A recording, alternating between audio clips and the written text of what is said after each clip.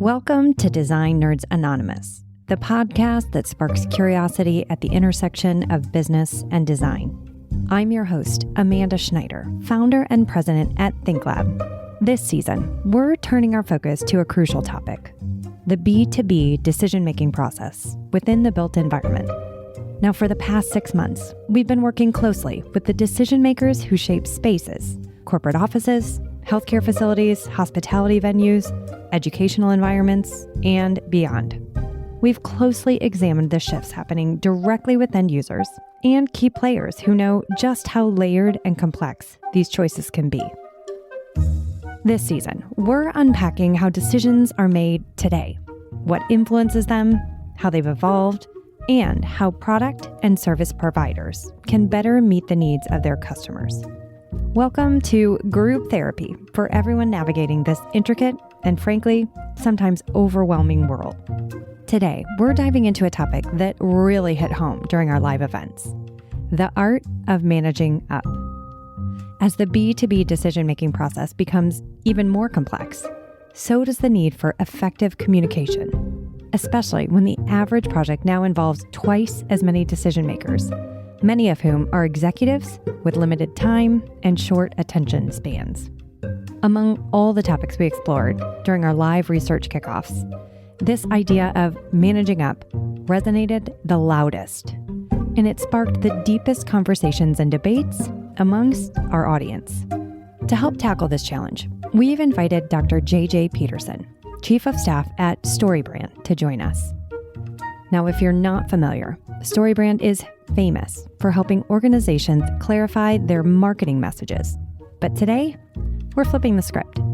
Dr. Peterson will show us how to use their marketing framework to sharpen all communication strategies for anyone leading or influencing a project at any level. I have to say, I thoroughly enjoyed this conversation with JJ. His insights were not only eye-opening, but also immediately actionable. I found myself using some of his tips almost right away in my own work, and I think you'll find them just as impactful. So whether you're a seasoned leader, a new manager finding your footing, or someone navigating the murky middle of our evolving project landscape, Dr. Peterson will share a powerful formula to help you communicate with clarity and impact no matter where you are. Here's my conversation with Dr. J.J. Peterson. We love you guys. We love everything you do at StoryBrand. We use it in workshops with our clients, and one of our team members even used it to write her wedding vows. So I don't know if you've ever had anyone say that. No, that's amazing. Big fans over here. Oh, I love that. I know that you are not a managing up expert, but I think that all that you do for the world of marketing is really translatable to simplifying your message, making it more impactful. And that's what I'm really excited to talk to you about today. Absolutely. Let's start out. Will you just introduce yourself and introduce StoryBrand to our listeners? Some of who, especially the ones that have been through a workshop with us, have probably heard of it, but introduce yourself and StoryBrand. I'm Dr. J.J. Peterson. I am the head of StoryBrand. So many companies have a hard time explaining what they do. They really are so close to their product and service that they have a hard time explaining it to customers and then getting them to buy into selling and servicing. And we take them through a story framework that helps them clarify their message, invite customers into a beautiful story so they connect with more customers and ultimately grow their business. So succinct and beautiful per StoryBrand standards here. So our team at ThinkLab has been a long-time fan of your work. We follow Donald Miller, especially on social. I feel like that man can talk about literally anything For real. and make it interesting and succinct. We'll be right back with more DNA after this short break. If we can realize that we just need to form connections with one another on a real, authentic level, that provides support, that provides nurturing. It also provides safety. When all humans feel that sense of safety, they can bring their gifts to the forefront. That's what our job is. And not just in this industry, but especially in this industry. The reason designers do what they do is to bring their gifts to the world. And if we don't create a space where those designers can bring their gifts to the world, then we're all going to suffer for it. So if Mannington can put more time in their day, support what they're trying to do, educate them, help them, partner with them, all in the service of their customer, their client, the outcome of the space, then, we're really doing a service to the world. And that's how my company goes into the world, is that we are here to serve. That's what our company is about. Mannington Commercial is here to do good. We are here to serve. We take a lot of care in producing, manufacturing in the United States, very high-performing products of all categories. Hi, this is Cindy Kaufman. I'm Vice President of Marketing. Mannington Commercial is always a proud sponsor of Design Nerds Anonymous, my favorite podcast.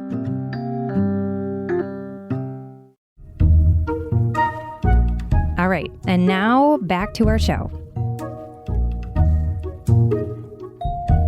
So I know while your communication framework typically focuses on people helping companies clarify their message to grow their business, we're going to be translating that today for just a communication style. So maybe you could start by explaining your basic framework to our listeners.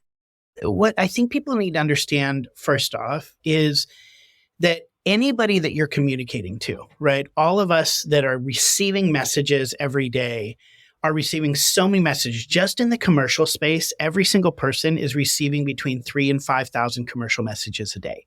So that's just advertising. Then you add on top of that emails, personal interactions, social media, face-to-face conversations, books that they're reading. It's just on and on. And here's where people foundationally start, is that we actually have a limited amount of brain space to process information. When you have to process information, you burn calories. So the more that you have to think, the more calories you burn. That's why if you're in a work meeting all day long, you're exhausted by the end of it. And it has nothing to do with you got up and worked out or anything. You're like, why am I so tired? I just sat here all day. You actually worked out. You can tell people you got your workout in because your brain is burning calories. Now, here's the thing that your brain is also trying to do. It's trying to conserve calories because it knows that if an emergency situation comes up at any given moment, like you're in a work meeting and all of a sudden a car comes crashing through the window, you need to have the brain power, the calories left to get out alive. So your brain, what it's doing is it's in those moments, every piece of information that's coming our way, it's trying to decide, do I need to pay attention to this information or not? Period. Literally, will this information help me survive and thrive? Or could it burn all the calories and kill me? I love that we're thinking about surviving in an office setting, but it's true. It's how your brain works. And that's what a lot of people don't understand when they're going into a communication style, whether it's with your team or customers. That's what's going on in their brains. Their brain is going, I need to understand information quickly, and I need to understand in a way that shows me how it helps me survive or thrive. And if I can't do that, I'm actually going to tune out. The average person daydreams 30% of their day. That's actually a survival mechanism. We are designed to tune out boring information and information that doesn't contribute to our survival and thriving. So if you and I were in a football stadium, I can guarantee if I got on a microphone at a football stadium and I said, hey, everybody, how many chairs are in the stadium? Maybe one person who works there would be able to tell you, but nobody else would tell you. If I said, hey, everybody, where's the exits? Do you know where the exits are? Every single person would be able to raise their hand. That's what I'm talking about, of where our brain automatically goes, information I need, information I don't, ignore. So that's where people start foundationally. And I think businesses and leaders don't understand that. Their brain is going, if I read this email and I don't understand why I need it to survive and thrive, and I can't understand it quickly, my brain goes, that email could kill me. Ignore it. So we're back to the lizard brain. We're tapping into our lizard brain here. 100%. So before I explain what StoryBrand is, we need to understand that's the foundational piece of where everybody's at. What we do at StoryBrand is we use the power of story to communicate clearly, to communicate ideas, to compel people to move to action. Story is a sense-making device. When you understand how the rules of story work, every story really is the same because it has these rules that helps authors, writers distill information down in a way that is compelling to an audience and ultimately moves them to action. When somebody experiences a good story that follows the rules, that is compelling, we actually experience narrative transportation. We as an audience put ourselves into that story. So if you've ever been in a movie and cried or laughed or jumped when something scary happened, you've experienced narrative transportation. The research shows that the better the story, and really the more the story follows the rules and makes sense, the better the story, the higher levels of narrative transportation people experience. The higher level of narrative transportation people experience, the more influence that story has on their thoughts and actions. So the better the story, the more likely you are going to move people, either their emotions or their actions. So we take all of these principles at StoryBrand and we apply it specifically to marketing and communication. And we say, how do you help people in any environment when you're communicating to any individual? How do you communicate in a way that helps them see themselves in the story? So that story then has an influence on them and moves them to action. Our specific focus is in marketing. So how do you create a website that people can see their story in? How do you create emails? But this also works for keynotes when you're getting up in front of a company and challenging them to something or speaking to an audience. It actually applies to meetings where you're sitting in project meetings. When you understand the story that people are living and invite them into a powerful story that they get to be the hero of, they win and you win. So what we do is we take the principles of story. There are 7 of them that are in every story, and we help people craft messaging around that. The 7 elements of story are this. These are in every good story. First, you have a hero that wants something. That's number 1. You need to know that a hero wants something and it has to be really clear. If it's vague, it's not a good story. Second, that hero has to encounter a problem. This is really the hook of the story that makes the story interesting. If there is no problem in the story, it's not an interesting story. If Jason Bourne finds out his identity at the very first part of the movie and then just is walking around Paris eating ice cream, not an interesting story. We have to have a problem. So those 2 pieces really kick off a story. The hero who wants something and then encounters a problem that gets in the way of that. Then that hero must meet a guide. That's the 3rd element. Somebody who comes along and helps them win the day. In big blockbuster movies, this is like Yoda, Obi-Wan Kenobi, Gandalf, Haymitch. These are people who have won the day already and help the hero win. The 4th element is that the guide gives the hero a plan. It's a very clear path forward to win the day. You'll hear the phrase in almost every movie, what's the plan, or here's the plan. It's this huge, overwhelming problem. It's impossible. And then they sweep everything off the table and put down a map and go, here's the plan. You just see it. In a great voice. Yeah. Yeah. So we see there's a way forward. Then the 5th element is that there's a moment that the hero has to be called to action. This can't just go on forever and ever. So the hero has to find a moment where they're in or out. That's why you have so many ticking time bombs in movies. 24 hours before this happens, or 2 days before this happens, or 10 minutes before the bomb's going to go off. It forces the hero to be in or out. And then the last 2 elements are we have to know the stakes in the story. What are the positive and negative things that can be won or lost if the hero wins the day? That's every blockbuster movie you've ever seen. It has those 7 elements in it. When you're creating communication, say as a company, as a leader, when you're talking to people, what you need to understand, based on what I said earlier about what our brain is always looking for, our brain is looking to help us survive and thrive. You need to position your audience, whoever you're talking to, as the hero of the story. So if it's in marketing, your customer's the hero.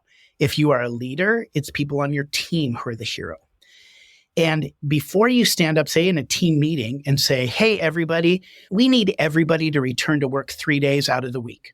This is a company mandate. We are doing this whether you like it or not, and trying to get everybody to come back in.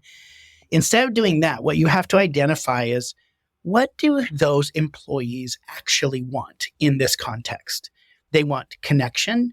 They want extra time off because they're able to do things faster. We're going to name that, right? So instead of we're returning to the office 3 days a week, you would start by saying, everybody here wants to meet their deadlines and we want to accomplish our projects with excellence. And you want everybody in the room to nod. So that's the first thing. That's what they want. Then you have to establish a problem. Here's the problem. We are wasting a lot of time emailing back and forth and missing out on your genius in the office. And then you position yourself as the guide. I get it. I love working from home, but I hate missing deadlines. And I hate that we're not getting the best out of this. And then you just bring in the sense of, but I've figured out how to do this. Then you give a specific plan, very clear plan. Here's how we're going to overcome this problem. And then we name a 3-step plan. Then we give a call to action. Here's how we're going to launch this on this day with these people, very specific. And then you put the stakes in the story. What can be won or lost based on whether they engage or not. And you say, hey, if we all do this, we're going to win. And not here's what you're going to win. Here's what you're going to win. Here's what you're going to win. If we don't do this, here's what you lose. Here's what you lose. Here's what you lose. And if you can, as a leader, create just those talking points before you go into any meeting or any project, or create a communication for your website or anything like that, it keeps the story focused on your audience, makes them the hero, invites them into a story that they get to win. And now everything you tell them is about their survival and thriving, and it's not about you. Mm-hmm. I love that you have this 7-step full version, but you also have a mini version. I've heard Donald Miller, your founder, do this live on stage that's along the lines of, many people have problem X. We help you solve Y by doing Z. So talk us through that a little bit for people that may not be familiar. Yeah. So what I explained was a full story, but this would be a short story, right? And really what you want to create in a short story is problem, solution, success. Those are the 3 elements. And so when somebody asks, what are we trying to accomplish, or what's the purpose of this meeting? You don't start with the purpose of the meeting. That's the solution. When you start with the solution, you're making yourself the hero of the story. If you start with their problem or the problem they're feeling or experiencing, now you position them as the hero and the story is about them. So for me, if somebody asked me what I do, which you did, I actually gave this formula. You said, explain StoryBrand. And I didn't say we are a marketing and branding company. I said so many people struggle because I started with that. What that does is anybody who actually feels that is going, oh, that's my story. I struggle with that. I don't know how to communicate well. I don't feel like I'm accomplishing everything. So let's just say you're working on a design project for an office space. Instead of going in and go, hey, we create beautiful office spaces, you might say, these days when it's so hard to get people into the office, you need a space where people feel welcome, warm, and can accomplish the tasks they need. I come in and am an interior designer who actually designs space to fit your needs so that people love being in the office and you can actually get value out of the space where you work. That was the problem they're experiencing, the solution, the success, right? So their success. The only part you talk about you is that middle part where you're describing what you offer. The beginning and end is all about your audience. What problem are they experiencing? You're the solution in the middle. And then what does their life look like at the end? Problem, solution, success. And you make it sound so easy. You just rattle these off. We don't even realize what voodoo you're doing as you're talking through this. We'll be right back.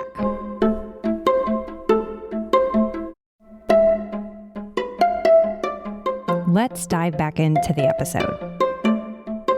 Talk to us about some of the complications that I've described with these project teams today. We know that there's double the number of people. We know there's people that don't necessarily have the same background. Some are very well versed in commercial real estate and decisions, designing spaces and the intricacies of that. Some are just not. Some of them have a lot of time to get involved in the weeds. Other times we have project team members that seem to show up at the 11th hour with strong opinions. How can this truly marketing and communication and storytelling framework help translate, and what success will it drive for our listeners if they were able to adopt this? There's 2 things that jump to mind for somebody leading a meeting or leading a team or leading a project.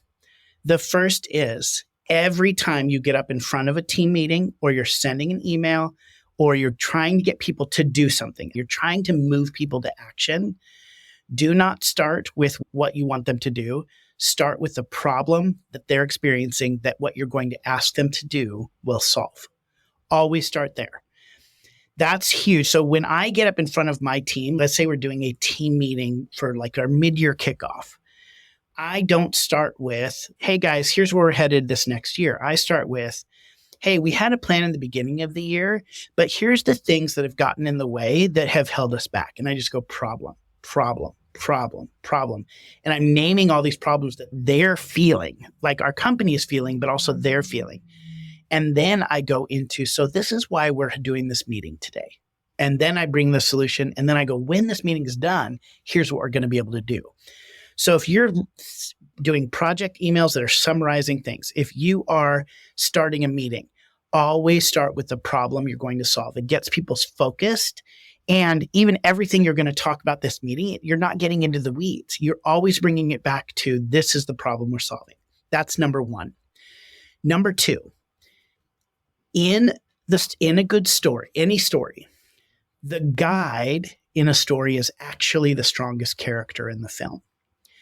Most people think the hero is the strongest character, but it's not. It's the guide. If you think about Star Wars, the strongest characters are Obi-Wan, they are Yoda. It's not Luke Skywalker. Luke Skywalker is insecure. It's up and down, all over the place.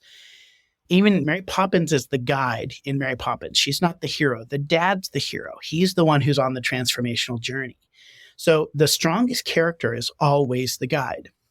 So when you are a leader, when you step into a role of guide and helping your team win and helping them overcome these problems, it does nobody any favors for you to shrink, to apologize for why you're there. Hey guys, I know it's tough getting together.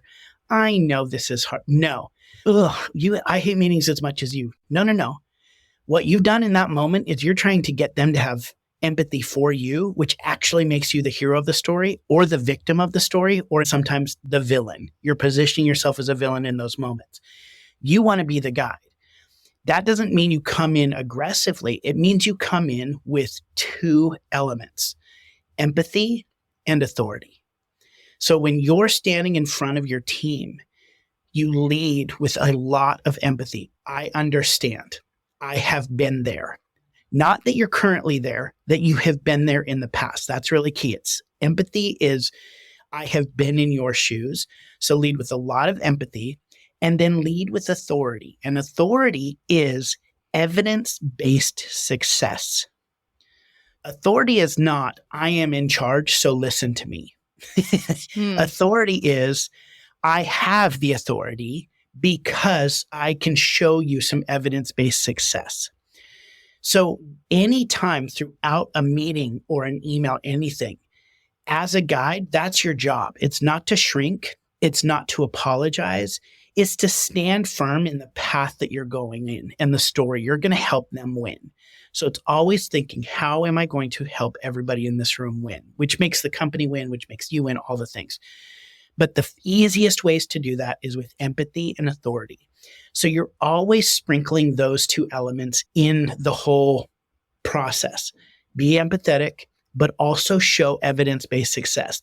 So that's really what I would say for leaders is one, always communicate by starting with talking about the problem that people are experiencing, that whatever you're moving them towards is going to solve. Two, be a strong guide. Do not shrink in your guidance. Do not apologize. Do not make yourself the victim. Do not make yourself the villain. Be the guide and do it with a ton of empathy and a ton of authority. Again, you sound brilliant. It just rolls off your tongue. But this may not be easy for everyone to make some of these shifts in these communications, especially when no one has extra time today. I noticed that you are a speaker at Inbound 23, I believe, if I'm not incorrect. In my deep research on you, I also saw a fabulous short video of you in the Minneapolis airport, which I would encourage everyone to go look for because it was so entertaining. I'm not even sure which one you're talking about. Oh, man. I'll have to send it to you. It's good. It's funny. You were apparently with a family member stuck in the Minneapolis airport, and it's you on the moving walkways, like swimming in the air. Yes. Yep. Yeah. Yep. There you go. It was fabulous. It made my day. But as my internet stalking, I did see that you were a speaker on AI.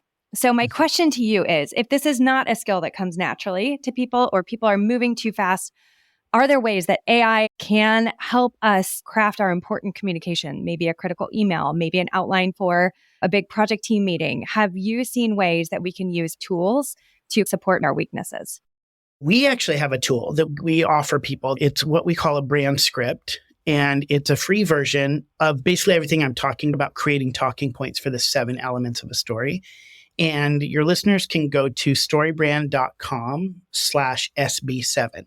It's basically this blank piece of paper that has boxes to fill in for all the 7 elements that I just talked about. What does your customer want? What's their problem? How are you positioning yourself as a guide with empathy and authority? What's plan? Call to action, success and failure. And if you can take 60 seconds before you're getting ready to go into a big meeting that maybe you've already been frustrated about or getting ready to give a big talk and write down, fill in those boxes and put down the talking points. That's not going to be your whole speech. You're not even going to use all of it necessarily. What you want to do is make sure that you're sprinkling those points in throughout the conversation. Really, for me, even when I'm getting ready to do a talk, sometimes when I'm getting ready to be on the sales call or like our meeting for our mid-year kickoff, I fill one of those out. I physically do even. I can do it in my head, but I actually physically fill one out because it keeps me disciplined and focused. That's really what story does. I think I said at the beginning, story is a sense-making device when you follow the rules because you have 5,000 stories you can tell. You have 500 illustrations. You have so many thoughts that are going on in your brain. But if you understand what problem you're solving, it filters out all that other information. So if you have this filter, then you can go, oh, actually, it makes it so much easier. I have one controlling idea, one narrative that then I can use to craft this. You're going to fill in a lot of color. You're going to be more creative. But if you have that just very generic talking point script, you can stay on story. So that's where I would say for most people, I would start there at the storybrand.com/SB7, and you can just put the points in there. Then, of course, in AI, you can take that and you can plug that in to say, give me 7 talking points for my TED Talk that help a customer solve this problem or help an audience member solve this. You can begin then to expand it and play with it a little bit more. Give me 4 social media posts based on this problem people are experiencing. Give me or captions for social media. Give me a title, give me a book, give me a blog article. You can just start there. But if you don't have that first piece of what problem you're trying to solve, what value you want to offer people, then going to AI won't matter because garbage in, garbage out, right? So if you don't already know where you're headed, then AI is actually going to make it worse. It's the old, I would have written a shorter letter, but I didn't have time. Yes, yes. Here's a little tip for a plan. Most people can really only memorize and pay attention to 3. You should have a 3-point plan. It's a way our brain works. It's called the rule of 3s. It's used in comedy a lot. They talk about rule of 3s, but it's actually how we memorize things. If I was just to say to you right now, if you are to catch on fire, what are you supposed to do? Stop, drop, and roll. Yeah. Have you ever caught on fire before and had to stop, drop, and roll? No, not yet. But I'm still young. Life is still young. But we all know that. Every listener could probably, like before you even said it, they were answering that question because we've memorized that from when we were a child. When you have an emergency, what number are you supposed to dial? 911. Yeah. Those are very intentional. That's actually based in design and the way the brain works to help us remember quickly what they are. Even phone numbers, they're not 10 numbers long. They're actually 3 sets of numbers. It's area code, city code, personal code. I still remember my childhood phone number. Same. 503-838-6437. Now, what happens is, as leaders, if we start going, here's the 10 things we need to accomplish, people won't remember the 10. And they won't follow through with that. Even if you have to accomplish the 10, group them in groups of 3. First, we're going to do phase 1, then we're going to do phase 2, then we're going to do phase 3. The research shows that there's not truthfully that much difference between 3 and 4. There's a little bit of drop off of engagement. Once you go to 5 and 6, it's 75 and 90% drop off of engagement because there's 2 things the brain does. One, it goes, there's too much content. Like I said earlier, too much to remember. I'm burning too many calories. The other weird thing that it does is it says there's 6 steps. We're probably missing 2 or 3. There's actually a FOMO thing, but we view 3 as complete. So if you can keep your plan, your project, that's one of the elements of story, that plan piece right in the middle that the guide gives, be really clear about what the steps are. And then the other thing is the very next step is call to action. People should never walk out of a meeting going, what is my next step? You have to define that. And using deadlines is a gift. Deadlines are a gift. Because anytime you act, there's a risk of losing something, losing time, losing happiness, losing money. So that's why in stories and movies, there has to be a bomb that goes off in 2 minutes. If the bomb's going to go off in 9 months, then they're like, there's no need to run through the airport. I could twist an ankle. But if it's going to go off in 2 minutes, we better sprint and we better knock out this guy. You're really going to throw your life to disarm this bomb in 2 minutes. It's the same thing with projects. You have to give people a deadline, and it should be achievable, but also a little bit of urgency. So say it's due on Thursday. Don't say next week sometime. Be very clear, very specific. That gives them in that moment, and as the process goes, the option truthfully to be in or out. Yes, I'm in. It'll be done by Thursday. Or they in their brain might go, I'm out. And now you have something to hold them accountable to. I love that because some of these projects, especially in the healthcare realm, can be 3 years running. And by the time the bomb goes off, everything's changed and you got to change everything again. One thing that came to mind is you often have multiple stakeholders. Again, they've doubled. It's a great Forrester stat that says what used to be 2 decision makers is now as many as 14. So sometimes those 14 people have conflicting priorities and goals. So I love the idea of clarity. Any advice to our listeners about when you have multiple committee members, multiple team members that you're trying to persuade to action, probably in the same direction, that have conflicting priorities? You need to find a way to put them under an umbrella. That's really like the easiest ways to go, all right, so the CFO wants this, but human resources wants this, and the CMO wants this. You have to go, what do they all want? And you have to start there at that umbrella space. When I go into a marketing conference and I walk up on stage, I'm finding the highest level of commonality for everybody in the room. So I walk on stage and I say, everybody in this room wants to grow their business, but here's the problem.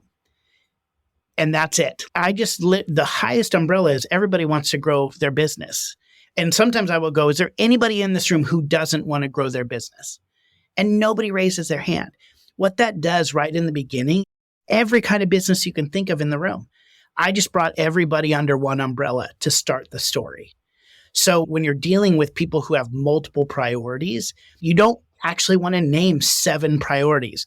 We're here because you want this, you want this, you want this. No. What's the umbrella statement that everybody in the room would nod their head, which, a lot of times is, look, we're all here because we want to grow the business, or we're all here because we want to actually compete in the marketplace, or we're all here because we want to do excellent work. Give me a high-level statement that everybody can buy into and then dive into the story. Really great advice. All right, I have one more closing question, but before I ask you that, I just want to open it up. Is there anything I haven't asked you that you think our listeners should really be mindful of?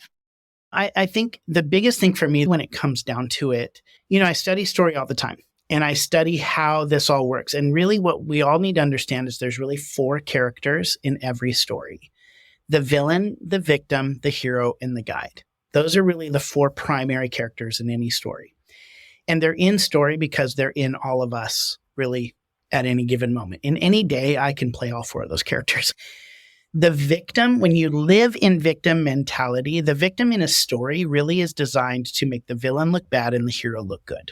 That's really why they exist. No good stories are written about victims who stay victims. If they transform, then they become a hero, if you overcome your circumstances. When it comes to the hero and the villain, a very interesting thing you can see is that typically in stories, the villain and the hero have the same backstory of pain. You can see even in a villain, they have a scar on their face because you go, oh, they went through some hard stuff. The difference is that a villain works to revenge the pain and a hero works to redeem it. Then, as you move through life and you overcome your own pain and you begin redeeming it, then what you're moving to is the guide space, where your job is to actually help others redeem their pain and overcome their problems. So the highest level of character in any story is that guide character. For me, like I said, you can vacillate between all four, but my ultimate goal is to live in that guide space. What I would say to everybody is that I've given a ton of tips. I've given a lot of really specific stuff. I've gotten into some theory about communication. But ultimately, if you can work to position yourself as a guide in any situation, whether that's in a meeting, whether that's in marketing, whether that's actually delivering on service, that you actually live in a lot of empathy and be confident in your authority and help other people win, you're going to win. And I think that you could forget everything else I said and just go, I want to be a guide. I want to be a guide. And if I keep telling myself that in those moments where I feel like a victim, in those moments where I'm tempted to become a villain, or those moments where I just am living in the hero space, I always am working towards how can I help other people win based on what I've experienced in redemption of the pain. And that's what I would hope for everybody who's listening. I think that's amazing advice. And I'm even logging some places I need to take that mentality in my own work life as well. My last question for you is one that I'm asking every single interviewee this season, which is looking ahead. Given the discussion we've had today, what is one word to describe what most excites you about the future? Audacity. Audacity. Tell me why. There are a lot of things to be afraid of in the world. Fear often causes me to shrink. It causes me to be afraid to try new technologies, to try new things because I might fail, to invite other people along because I'm going to look stupid.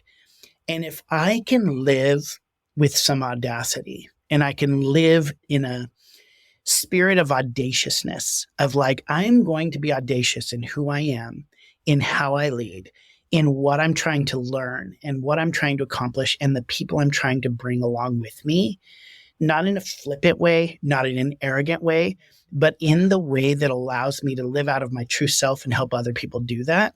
To me, that's audacity. I have the audacity to live out of my strength. I have the audacity to invite other people into that story and take them with me. I have the audacity to learn new things and fail. That is the world that I want to live in, instead of going, oh crap, all this new technology, all this new things, it's too questioning, I need to shrink. No, I want to be audacious in who I am and who I bring with me. I feel like you need a t-shirt that just says audacious or maybe a hat, a sticker. This can be a whole new line of merch. I'm in. Today's conversation with Dr. JJ Peterson was a masterclass in communication strategy, especially when it comes to managing up. We explored how the power of storytelling can be a game changer for leaders at any level, offering a clear framework to communicate with clarity, build trust, and drive action within project teams. Whether it's about defining the problem, crafting a compelling narrative, or simply positioning yourself as the guide with empathy and authority, these techniques are invaluable navigating the complexities of today's business environment. If you want more on how end-user decision-making is evolving, I want to invite you to download our full ThinkLab report for deeper insights at info.thinklab.design/end-user decision-making. You can also find that link in the show notes. For this and more, including articles, digital seminars, and additional content from ThinkLab, visit thinklab.design/podcasts. If you loved today's episode, be sure to share on LinkedIn or Instagram, and don't forget to tag us so we can reshare. Design Nerds Anonymous is a proud member of the Surround Podcast Network by Sandow. For more design and architecture podcasts, visit surroundpodcasts.com. This podcast is edited and produced by the wonderful Hannah Vitti. Special thanks to her and the entire podcast team, including Rachel Senator and Rob Schulte. We'll be back to inspire more new ways to think about this intersection of business and design. Up next week is our exploration of the number one thing driving risk: anxiety. Want to find out what it is? Tune in.